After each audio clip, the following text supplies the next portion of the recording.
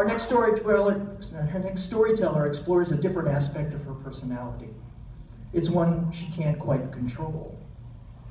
Desires we can't control make for great stories. Gabrielle is a teacher, blogger, and career coach for women in health and wellness.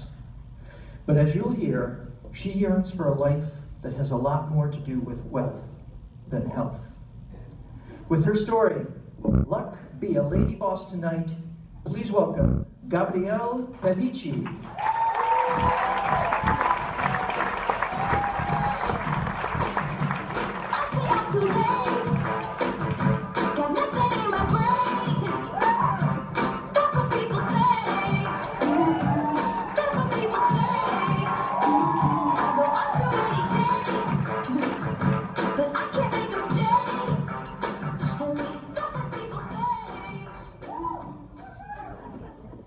Do you remember that nerdy girl from middle school with glasses and braces, always sitting in the front of the class, raising her hand? Yeah, that was me. The teacher's pet, I got straight A's, I didn't have any friends, and the popular girls bullied me every chance they got. I remember one especially mean girl coming up to me in the lunch line and saying, "You know everyone hates you, right?" My high school was a fancy private school in Pennsylvania called Scranton Prep. I was one of the poorest kids in the school.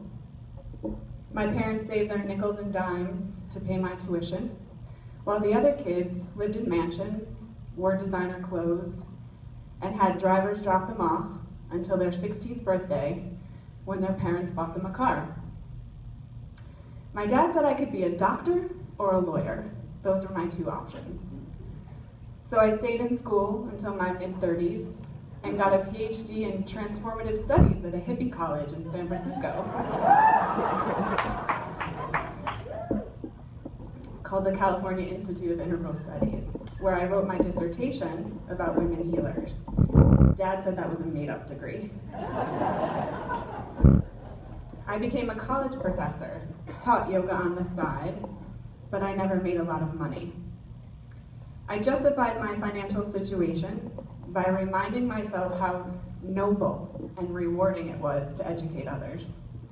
My students loved me, and I loved them. But a few years ago, I started to have this creeping feeling that everyone was so much more successful than me. At least that's the way it looked on Facebook.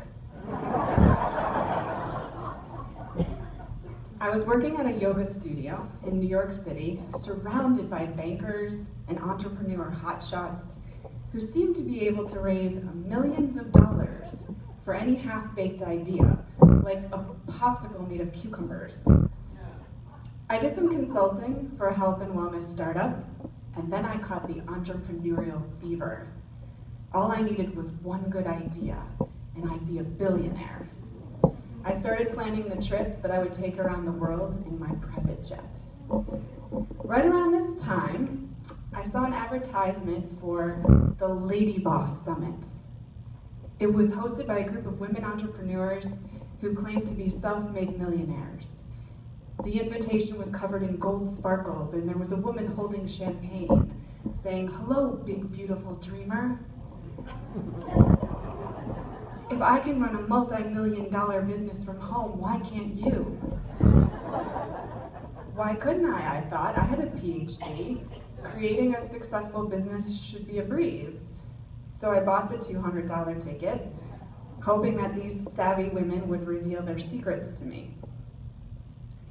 The day of the summit, I got dressed in my Gap dress and Birkenstock sandals and headed over to the Hilton in my 2008 Honda CR-V.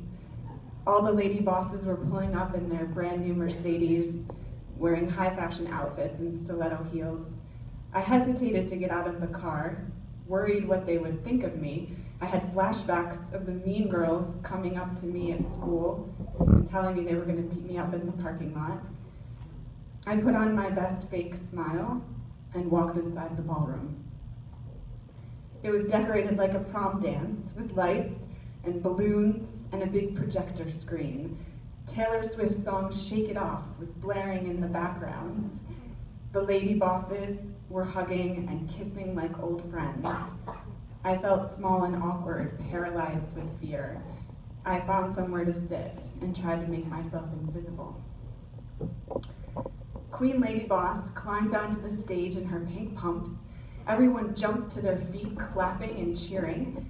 She told a story about how she was working as a banker and getting all burnt out, and her soul was dying, and she left and started her own design company, and she was doing it all wrong and wasn't making any money, and I knew exactly what she meant. I'd been grading papers night and day for the past 10 years. I knew what it was like to work hard and feel like I wasn't getting anywhere. One by one, the lady bosses got up and told the eager crowd how they'd gone from stressed out to self-fulfilled and how they were rich and happy now. Images of their gorgeous websites and glowing client testimonials flashed on the screen behind them. It was mesmerizing. I wished I had a website like that. There were more stories, more testimonials. A mountain of evidence was building. Part of me was unconvinced. I thought, this is bullshit. But my inner girl was loving it. She was yelling, I want what they have. Maybe I can be a lady boss too. Queen Lady Boss continued her story. She confided in us about what she learned from her yoga guru, about how to be a leader, something about being a lighthouse, and how once she started following his advice, then she made millions of dollars.